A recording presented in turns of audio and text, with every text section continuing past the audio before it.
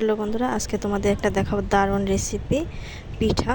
তো আমি প্রথমেই দিয়ে দিলাম একটু কড়াইতে জল, হাফ বাটি জল দিয়ে দিয়েছি।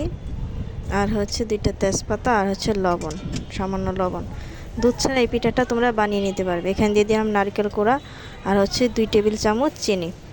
এখন তেজপাতাটা উঠিয়ে নিলাম, জল গরম হয়ে গেছে। আমি চালের গুঁড়ো দিয়ে দিলাম হচ্ছে 4 টেবিল চামচ চালের গুঁড়া দিয়ে ভালোভাবে এভাবে দেখো হাতে উঠে আসছে। এখন আমি ঢাকা দিয়ে রাখবো 2 মিনিট। 2 মিনিট পরে এগুলো আমি তুলে নেব।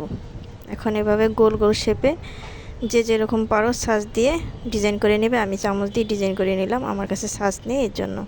ঠিক এভাবে সবগুলো আমি বানিয়ে নেব। দেখো কি সুন্দর দেখাচ্ছে। এখন কড়াইতে দিয়ে দেবো তেল, সয়াবিন তেল। যখন হালকা একটু গরম হবে তখন আমি সব পিঠাগুলো এভাবে দিয়ে দেব। আমি উল্টে পাল্টে নেব, ঠিক লাল লাল করে ভেজে নেব। অবশ্যই তোমরা এই ভিডিওটি দেখবে, দেখে বাসায় বানিয়ে খাবে। অনেক মজার একটা রেসিপি, কিন্তু এই পিঠাটা সবার পছন্দ হবে। দেখো কত সুন্দর, ভিতরে নরম, আর পুরোটা কিন্তু মুচমুচে হয়েছে, দারুণ খেতে লাগে কিন্তু।